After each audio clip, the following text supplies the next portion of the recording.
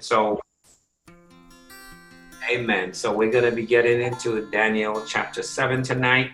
The format that it's going to take, we're going to do a little studying, then we're going to do a lot of discussion. A little studying, a lot of discussion.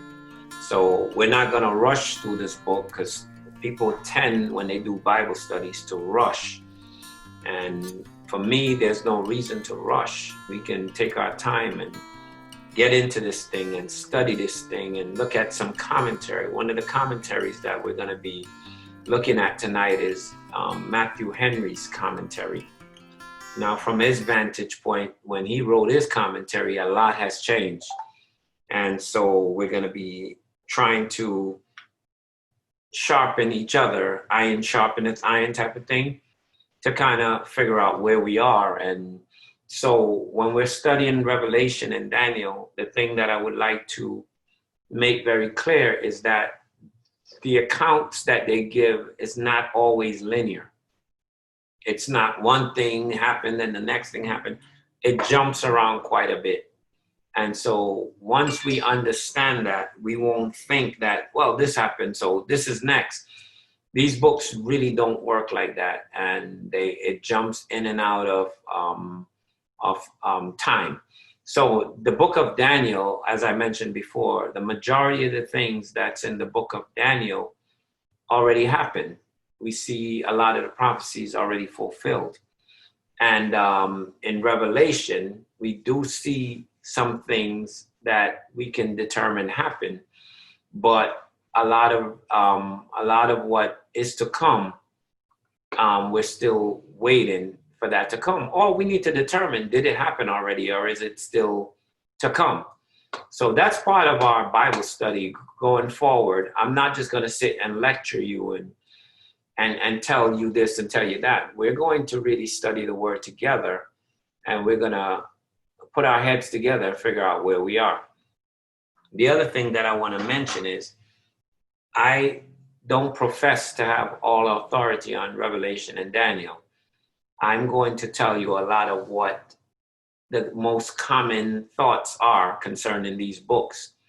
And I'm really not going to give too much opinions because, again, a lot of it, the Bible makes it very clear that it's mysteries, it's mysterious. And it's for us to come together and pray and seek God's face and read his word to come up with a true meaning of what God is trying to tell us in this end time. So we're going to be reading from Daniel chapter 7, and we're going to read verse 1. And it reads, in the first year of Belshazzar, king of Babylon, Daniel had a dream and a vision of his head upon his bed. Then he wrote the dream and told the sum of the matter. So we see in the reign of Belshazzar, which is still, that was Nebuchadnezzar's son. So you see where we ended off last week in chapter 6, it went on to Darius, and it went on to the reign of the Medes and the Persian. But now we get to chapter 7, and now we're jumping back. So that's what I mean when I say when you read these books, they're not linear. And if you try to read them like a storybook, you're going to get confused. You have to, number one, know the names. You have to know a little history to understand who came first and who was next and who reigned and what kingdom reigned. So that's what we're trying to establish, order of what happened. So we know that in that night that the writing was on the wall when they were when they were having the feast in chapter 6, I think it was. And Belshazzar saw the writing on the wall, and in that same night he was killed, and the Medes and the Persians overthrew the Babylonians and took over the kingdom. So now we go back to Belshazzar's reign, and Daniel had a dream during his reign. And verse 2 says, Daniel spake and said, I saw in my vision by night, and behold, the four winds of heaven strove upon the great sea. And we believe that the great sea that Daniel is talking about was the Mediterranean Sea, because that was the sea that was right there where they were. And that was considered at the time the Great Sea. So we saw the four winds of heaven strove upon the Great Sea, and four great beasts came out from the sea, diverse one from another. When we're studying Daniel and when we're studying Revelation, when it refers to beasts, the majority of the time it's talking about nations or kingdoms. And when it talks about beasts rising out of the sea, it's talking about kingdoms gaining power or overthrowing other kingdoms. So Daniel had a dream. Now, what we need to understand as we go forward, when Nebuchadnezzar had the dream about the image and the head of gold, the breastplate and the arms of silver, the waist or whatever of brass, and the legs of iron and the toes of iron and clay, we established that Nebuchadnezzar had a dream about a world system. And I'll keep repeating it. It's a world system because you see the unity of the head, the breasts, the loins, or what have you, and the legs and toes. It's one image. Though it was four kingdoms, it was one image. So we see the unifying of the world system in that image. So now we see where Daniel have this dream, and technically it's the same dream. Daniel is seeing the same thing that Nebuchadnezzar saw, but Nebuchadnezzar saw an image, but Daniel sees beasts rising out of the sea. And verse 3 says, and four great beasts came up from the sea, diverse one from another. That's important. A distinction there, that the beasts were diverse one from another. So what I want you to pay attention to is the image was one, but the beasts were diverse. Diverse meaning they were different one from another, but yet they were one image. Why I keep repeating that? Because everything that I'm telling you, you have to look at the world that you're living in. And we may have different nations and tongues and what have you, but it's one world system. Nations, we're so diverse from Africa or the Caribbean or what have you. Russia is so diverse from America. But remember, there were four kingdoms. There was the Babylonian kingdom, Medes and Persian, the Greek, and then the Romans. I've been listening to a Bible study recently, and the teacher was saying she didn't believe that the last kingdom was the Roman kingdom. She feels and believes that there is another kingdom to come, and there's a gap between the Greek and the last kingdom. I differ from that belief. I do believe that the last kingdom was a Roman kingdom, and as we read, I'll point out to you why I believe that the last kingdom was the Roman kingdom. The Bible gave no gap between the Greek and the last kingdom, but I believe it was the Roman Empire. So let's read on. Verse 4 says, the first was like a lion. Lion always symbolizes strength, headship, and dominance. So the first kingdom was like a lion. It was the head. It was dominant. It was king of all kingdoms, if you want to call it that. So the first was like a lion and had eagle's wings. And I beheld till the wings thereof were plucked, and it was lifted up from the earth, and made to stand upon his feet as a man, and a man's heart was given to it.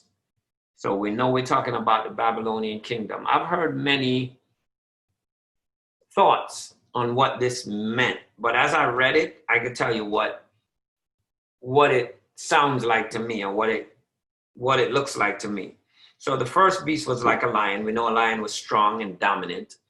and more powerful than any other beast, king of all beasts. But then it was given eagle's wings.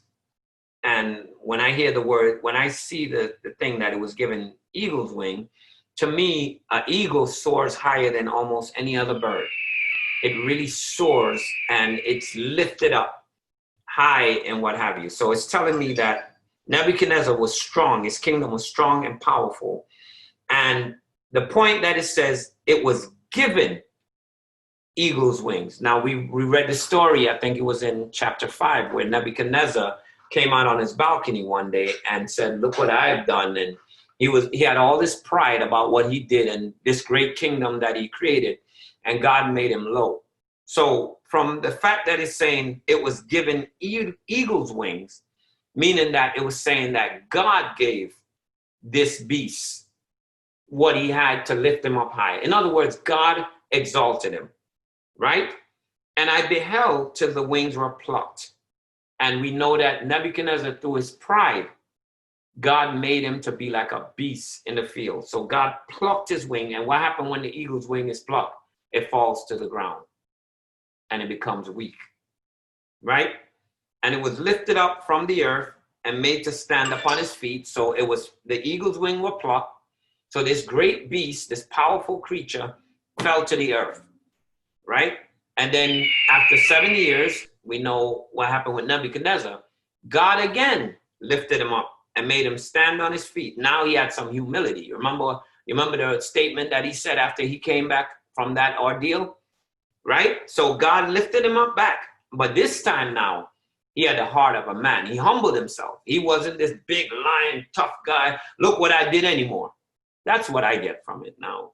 We can discuss it and it can be disputed. Again, I'm not the final authority, but that's what I gain when I read this, right?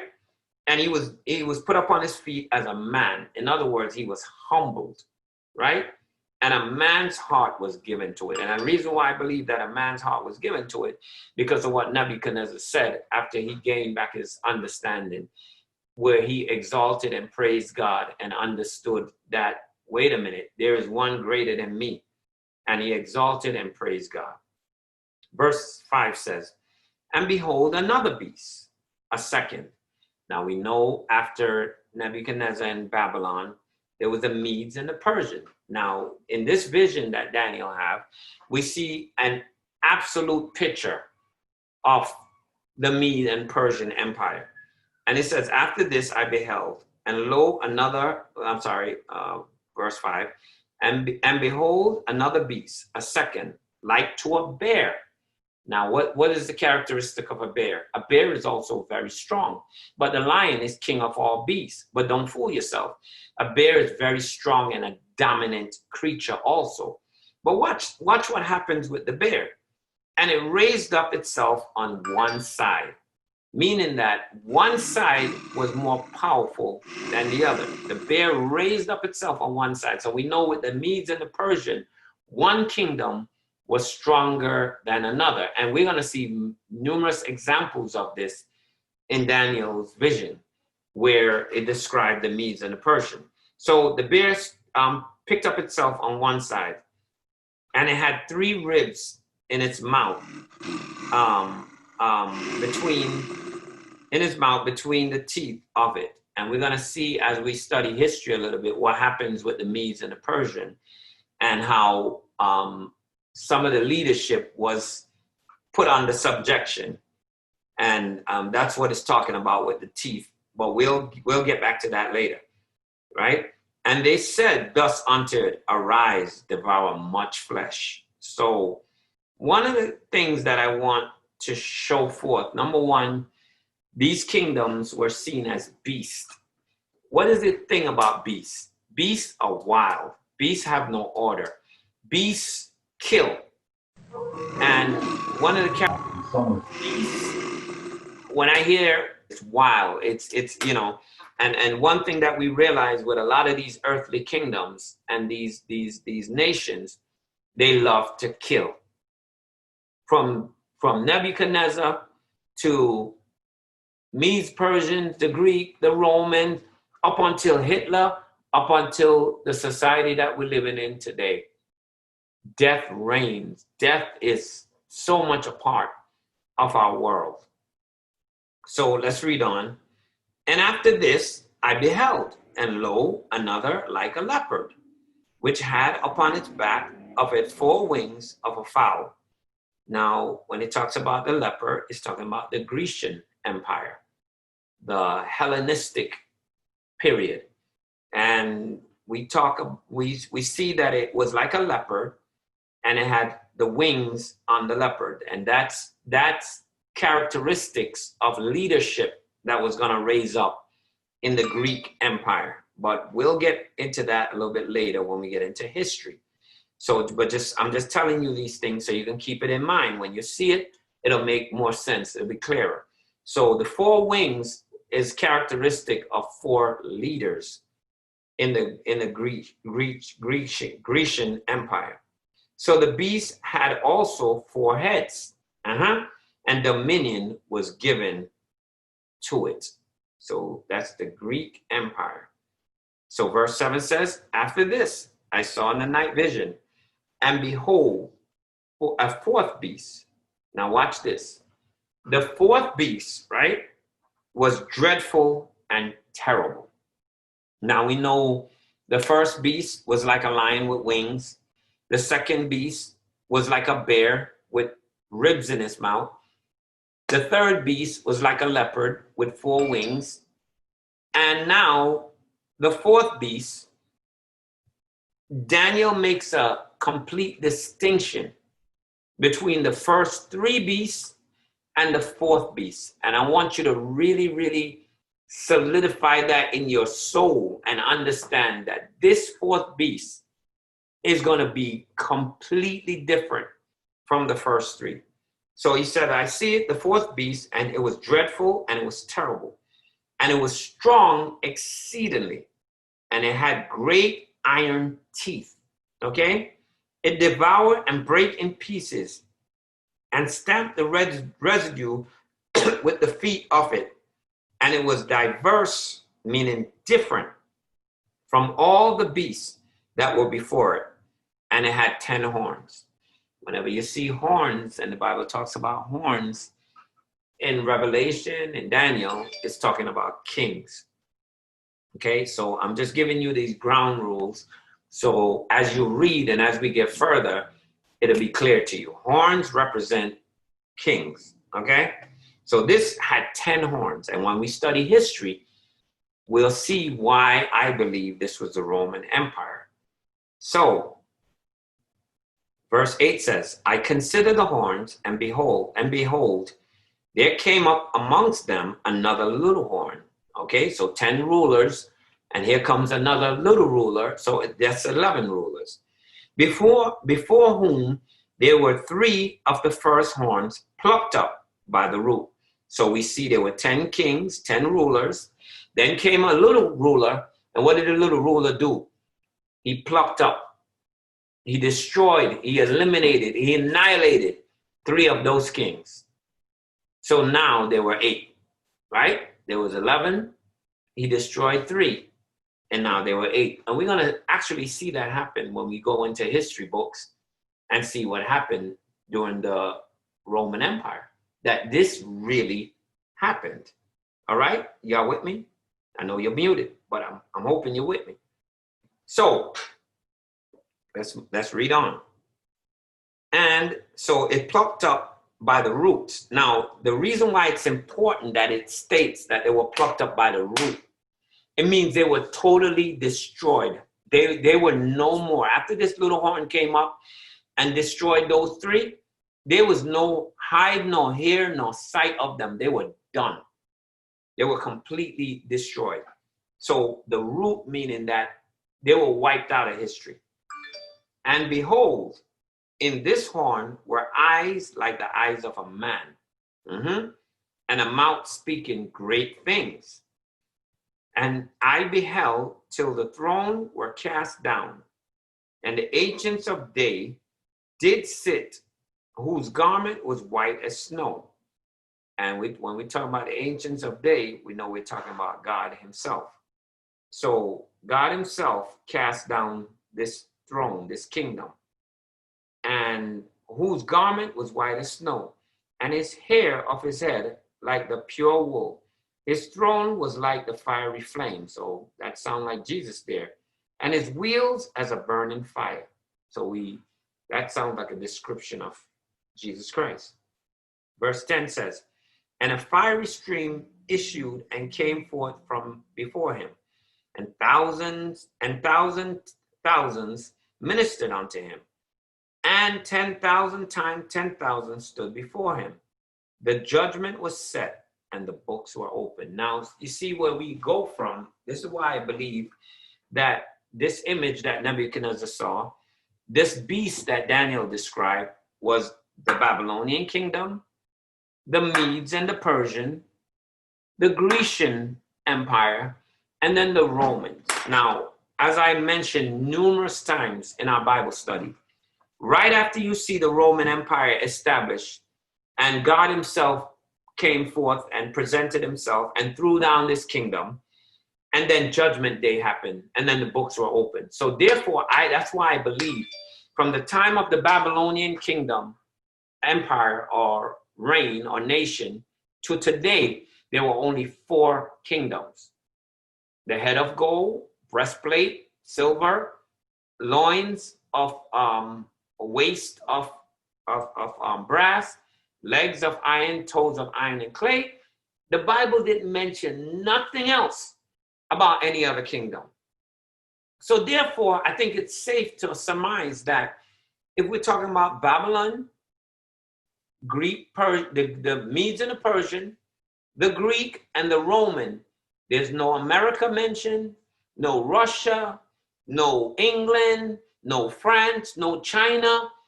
So therefore, it tells me there's only 4 kingdoms from Babylon to Judgment Day. So what does that tell you, people? We're living in the Roman Empire. It never went away. We're living in Rome. This, my friends, is Rome. That's why the Bible don't distinguish in the end time between America, Russia, England, China, France, because it's still considered Rome. If you know anything about Rome and how Rome operated when it took power, what Rome did was Rome dominated their enemies. Rome didn't take their religion. It didn't take their culture. Rome assimilated these cultures, these religions under the emperor. And the only requirement that Rome had was that they showed loyalty to Rome. They didn't care what God they served. They didn't care what culture they had. But what Rome did was you had to have allegiance to the emperor. When Rome started to become weak, they became so big, their territory was so vast. Rome, this is me, this is Pastor Paul, in all my studies, and then I've studied Rome a lot. What I realized with Rome, the Romans were very intelligent people.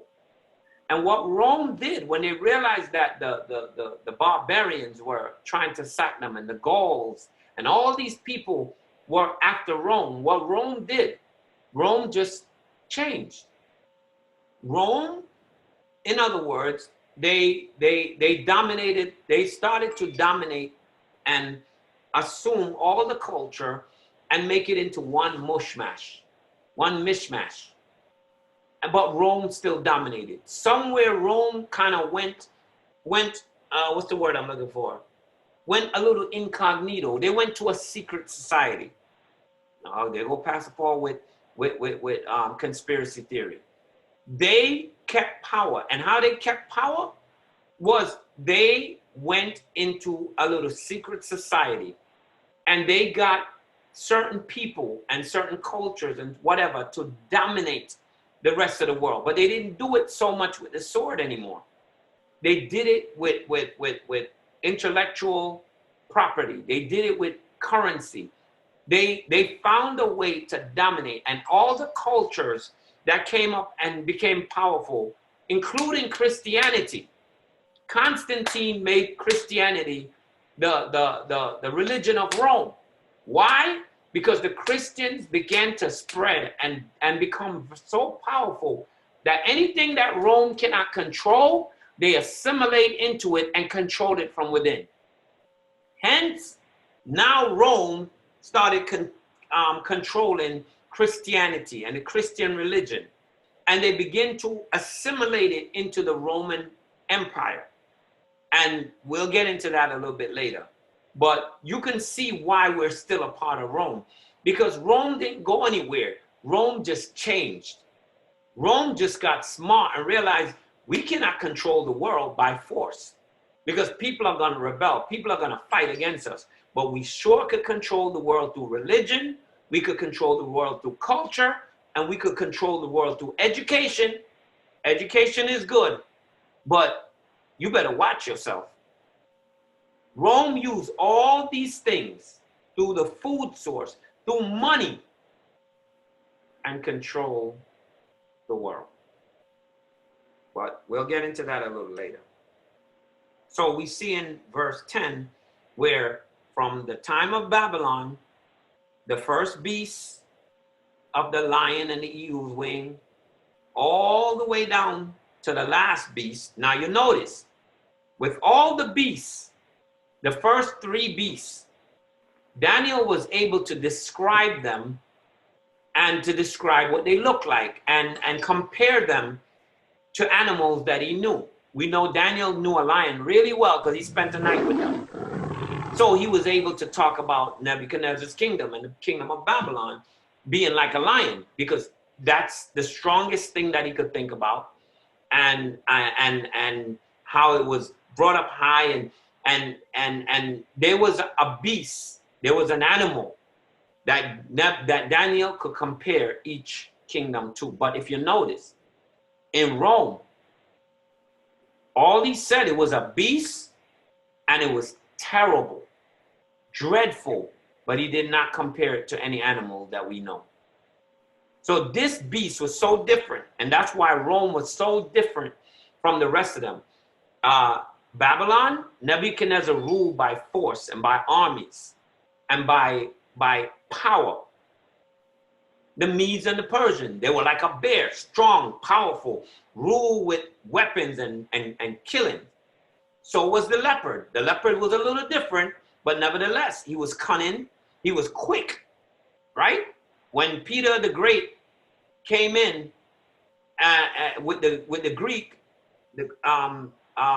and he was swift. That's one of the things that they talked about with Peter the Great. When he came and conquered Medo-Persia, it was the swiftness in which he did it. So that's why he was compared to a leopard. He was swift. He was cunning.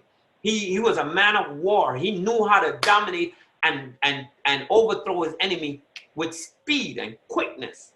Alexander and cunning. the Great, right? I'm sorry? Alexander the Great, right? Oh, I'm sorry. I said Peter. Okay. Thank you for that, brother. Okay. Alexander the Great. I'm so sorry. Thank you for that. Alexander the Great. He was so swift, cunning, young. He had youth. He had speed. He had smarts. But notice the first three beasts, Daniel was able to compare to animals that he knew. But the fourth beast, he didn't give it any characteristic of any beast that he knew, because it was so different. Rome was so different from any other empire. Yes, they had strength, and he said they were strong, they were powerful, they were dreadful, but they were just different. They were a whole different kind of animal. And let me tell you something about Rome too. Rome had a little demonic thing going with them. They had a little devil worship thing going with them. They truly were different. So let's read on. So verse 11 now. So now he talks about from Babylon all the way to the judgment. Now we get to verse 11 and watch. It goes, and I beheld then, because of the voice of the great words which the horn spake. Now he jumps back. Remember, he went all the way to judgment day, but now he's going back to this little horn that came up. that spoke all these great things. And we're going to get into it, what I believe this little horn is and whatnot. So he says, I beheld. And then because of the voice of the great words which the horn spake, I beheld even till the beast was slain. So this beast was put down, right? But watch this. And his body destroyed. So we see where this big mouth was slain and was destroyed and given to the burning flame. So let me read it again, verse 11. I beheld. Then because of the voice of the great words which the horn spake. So we see that this king, this whoever this person was that spoke all this blasphemy and all this stuff, because of his big mouth, we see that the fourth beast was slain, right? Not the horn, but the beast, the fourth beast. But watch this, right? And I beheld even till the beast was slain. That was the fourth kingdom, right? The fourth dreadful, terrible beast was slain. I believe this is Rome, because everybody said that Rome was sacked by the Gauls, right? And the what do they call them? The Visigoths, whatever. But we see that they say Rome was sacked. If you read the history book, they say Rome was sacked and Rome is no more. But let's see, right? And I beheld even till the beast was slain and his body destroyed. We see that the system, the Roman system as it was, where there was an emperor and he was in Rome, was the headquarters, and out of Rome they ruled the world. But that system was destroyed. It was knocked down. It was no more, right? And given to the burning flame. It was completely destroyed. Rome, as we knew it, was destroyed. Watch verse 17. As concerning the rest of the beasts, they had their dominion taken away. So we know all the rest of the beasts, their dominion was taken away. They were overthrown. Yet their lives were prolonged for a season and time. You see how important that is? I keep telling you, the image that Nebuchadnezzar saw was one. It was different kingdoms, but it was one image. The image never went away. That's what I'm trying to show you. Nebuchadnezzar started this world system. And throughout the rest of time, that world system existed. It never went away, because it goes, as concerning, this is verse 12, as concerning the rest of the beasts. Remember, these beasts were overthrown. Another beast rose up, but yet, guess what? They're the world system that started under Nebuchadnezzar, right? As concerning the rest of the beasts, they had their dominion taken away because they were overthrown. But watch this. Yet their lives were prolonged for a season and a time. The Greek influence is still in the world today. Greek mythology, Greek poetry, theater, art. It's still prevalent in the world that we live in today. Yeah? Persian influence. Iran, Iraq, Turkey. Persian influence is still in the world. Yeah, anybody ever seen a Persian rug, Persian art? It's still an influence it may not be in America, but there's a whole other continent that the Persian influence is absolutely dominant. And Babylon, you got to be kidding me. We're living in Babylon. The Babylonian influence, the root of this world system is still prevalent in our society.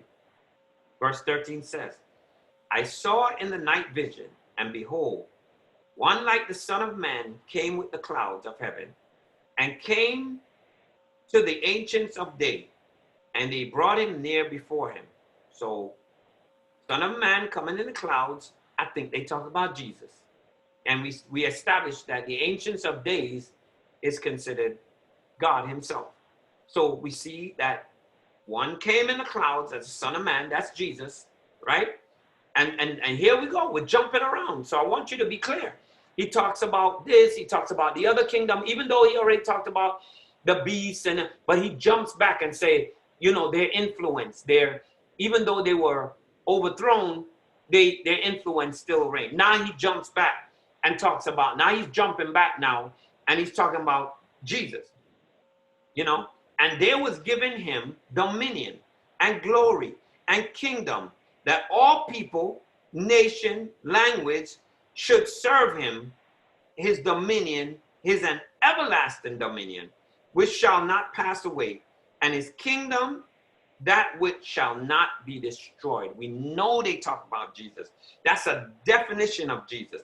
But I want you to look real carefully in verse 14, and it says, and there was given him dominion and glory and kingdom, right? That all people, watch this, nations, that's plural. Though the last beast is Rome, contained in Rome is many nations. Do you get why we're living in Rome today? It's one beast. The last beast was one beast. That was what that was described. But in that one beast, there are many nations. Do you understand why we're living in Rome? Right? So let's read on. And dominion, everlasting dominion, and that shall not pass away, and his kingdom that which shall not be destroyed. So we see during the reign of the last beast, Jesus made his appearance, and that was during the Roman Empire. And he overthrew and he set up his kingdom, and nations and people started following Jesus. And because of Christianity was established, it will never be done away with. Until Judgment Day, Christianity, God, Jesus' kingdom, there's going to be Christians and they're going to be following Jesus Christ. Verse 15 says, I, Daniel, was grieved in my spirit, in the midst of my body, and the vision of my head troubled me. Now, the reason why it troubled Daniel, Daniel had no clue what this was all about. He did not have a clue what any of this meant. And it made no sense to him. Now, verse 16 says, I came near unto one of them that stood by and asked, he came near to the angel, and he asked him the truth of all this. So he's like, what's going on? What in the world am I seeing here? So he told me and made me know the interpretation of the thing. Now let's see the interpretation. These great beasts, which are four kings, which shall rise out of the earth. Do you get that? 4 kings, 4 kingdoms, 4 dominating powers that shall rise out of the earth. But the saints of the Most High shall take the kingdom and possess the kingdom forever, even forever and ever. Let me read that again. But the saints of the Most High shall take the kingdom. Now notice what he said before. These great beasts are 4 what? Kings, which shall rise out of the earth. In other words, if you are king, you have your own kingdom. Do you agree with me? But notice what he said in the very next verse. But the saints of the Most High shall take the kingdom, singular. So when the saints take the kingdom, it's not going to be all 4 kingdoms. It's going to be one. And possess the kingdom forever, even forever and ever. Then I would know the truth of the 4th beast. Now he goes back to the 4th beast. Notice that he spends a lot of time and energy talking about the 4th beast, because during the reign of the 4th beast, the 4th kingdom, is when Jesus made his appearance and did his thing. Are you convinced it's wrong? I am. Then I would know the truth of the 4th beast, this is verse 19, which was diverse of all others. There we go, he says it again. Exceeding dreadful, he said it again, He didn't describe it looking like, now watch how he described it, because he can't think of anything in the world that he could compare it to, right? Diverse from all the other, exceeding dreadful, whose teeth were of iron. Whenever you talk about iron, you're talking about Rome. Rome was adept at using iron. When they make their spears, their swords, and they were an iron society. Their chariots. We talking about Rome, people, right? His teeth were of iron. And what does the teeth symbolize? It's the thing that destroys you, that chews you up and spits you out, right? And his nails of brass. There we go, describing the very different elements again, right? Which devoured and break in pieces and stamped the residue with his feet. Another reason we know this is Rome is the way that Rome went to war. When Rome went to war, Rome was very dominant and they didn't play around. They locked arms, they marched very, very close to each other so nothing can get between them, nothing could escape. And they would march. They were known for their march. When they marched into a city, they would come locked arms, shields together, spears together, and nothing would escape. So when it says they stomped the feet with their residue with their feet, it means nothing escape Rome when they came into your town. They absolutely dominated. So that right there is a picture of Rome and how Rome conducted their warfare. Verse 20 says, and of the 10 horns that were in his head, and of the others which came up, and before whom 3 fell, even that horn that had eyes, and a mouth that spake very great things, whose looks was more stout than his fellows. That is describing something that happened in Rome. And I'm going to go to history when we get there to talk about this episode, because you're going to see it's so precise. Daniel's prophecy and what he saw is so precise that people refuse to believe that this was written back when. They think it was written after, because no way it could be so precise, right? So, was more stout than his fellows. So verse 21 says, and I beheld, and the same horn made war with the saints and prevailed against the saints. Okay? Until the ancients of days came and judgment was given to the saints of the Most High. And the time came that the saints possessed the kingdom. All right? So thus he said, the 4th beast shall be the 4th kingdom upon the earth. Right? Only 4 kingdoms. It has to be Rome. Only 4 kingdoms. In other words, there was no other. So when people say that there was the Medes and the Persian, Babylonian and the Greece, and the next one, they're waiting for the next kingdom to come, it says only 4 beasts.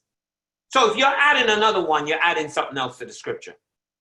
There was no other one. It was 4 beasts. And we know because of history that it was Babylon, Medes and Persians, Greece, and Rome. Brothers and sisters, we are living in Rome. There is no other kingdom. Only 4 beasts. Say it to yourself. Only 4 beasts. That's it. We're living in Rome, my brothers and sisters. They don't want you to know that. Because Rome is into trickery. They went incognito. They went undercover. They went secret society. But guess what? We're still living in Rome, and there's still emperors and rulers above us. As a matter of fact, if you look at the United States government and how it's set up with the Senate, with the president, with the judicial, listen, you go to Washington with the Corinthian columns, with the Greece. I'm trying to show you, we're living in one big mushmush of from Babylon to Rome. Thus he said, the 4 beasts shall be the 4th kingdom upon the earth, which shall be diverse. This is the 3rd time he's saying it. From all kingdoms, and shall devour the whole earth, and shall tread it down and break it in pieces. This sounds like Rome. Rome's still mashing up the world today with their nuclear bombs and their war machines and their stealth fighters and stuff. Rome is still making a mess of this world. Verse 24 says, and the 10 horns out of this kingdom are 10 kings that shall rise. And another shall rise after them, and he shall be diverse from the first. And he shall subdue 3 kings. This really happened in history, my friends, right? And he shall speak great words against the Most High, and shall wear out the saints of the Most High, and think to change times and laws. And they shall be given into his hands until a time and dividing of time. We're gonna see this happen in history, people. We're gonna our next iron sharpeneth iron. We're gonna step away and go extra biblical, and we're gonna talk about these kings and this king that devoured the 3, and everything that, as Daniel said, we're gonna see that it happened in history. Watch this. But the judgment shall sit, and they shall take away his dominion, to consume and to destroy it unto the end.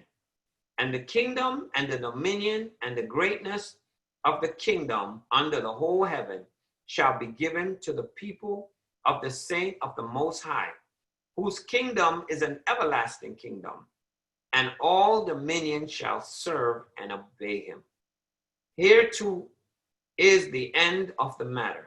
As for me, Daniel, my congestion much troubled me, and my countenance changed in me, but I kept the matter in my heart.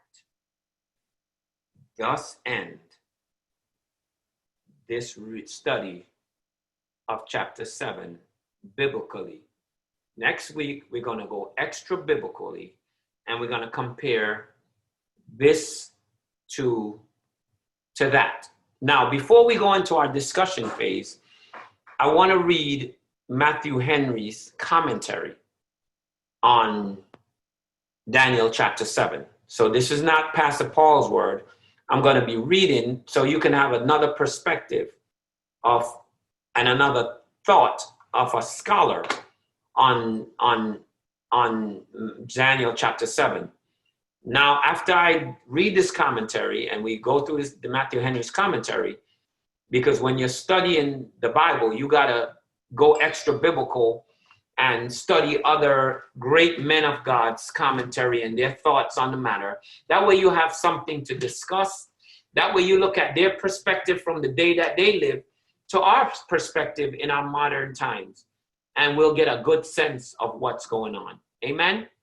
So what I like about why I chose Matthew Henry's commentary is because it gives us a lot of scriptures to back up where he's coming from. It's not just his thoughts and whatnot, but it backs it up with a lot of other scriptures. So when I teach Bible study, I don't like to reinvent the wheel. If there's things out there, material and things that we can use to enhance our study, I like to use it because I'm not trying to discover something new. I'm trying to find the truth and stick with the truth. So I'm going to be reading Matthew Henry's commentary on Daniel chapter 7. It reads, the 6 former chapters of this book were historical. And I mentioned that earlier, that the first 6 chapters, and I said, to use my own word, it's going to build us up to see Daniel's character and to get a perspective on who Daniel was. So it's easier to trust the message when you can trust the messenger. When the messenger have character and they establish that they are people of character, it's easy to trust the message. So the first 6 books were historical. We now enter with fear and trembling upon the 6th ladder, which are prophetical, wherein are many things dark and hard to be understood. So Matthew Henry is saying the first 6 books, it was like a storybook. But when you now venture into chapter 7 going forward, it's very scary, it's dreadful, and it's a little bit harder to understand, which we dare not positively determine the sense of. In other words, don't think you know it all. You know, the only thing we can do is read it and try to make sense of it.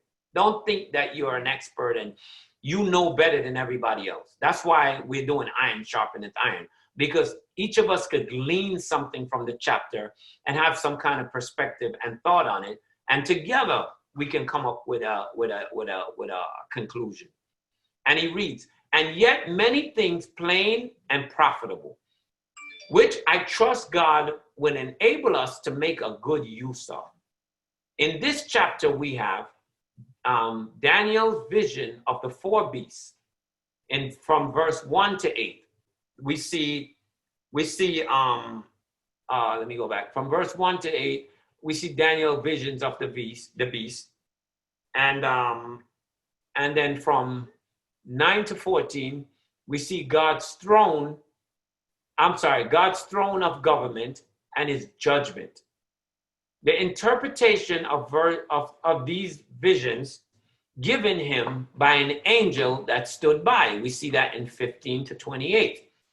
Whether those visions look as far forward as the end of time, or whether they were to have a speedy accomplishment, is hard to say. Nor are the most judicious interpreters agree concerning it. So basically what he's saying is, we know in Daniel's vision, it differs from John's vision, because a lot of what Daniel saw, it is believed that it already happened.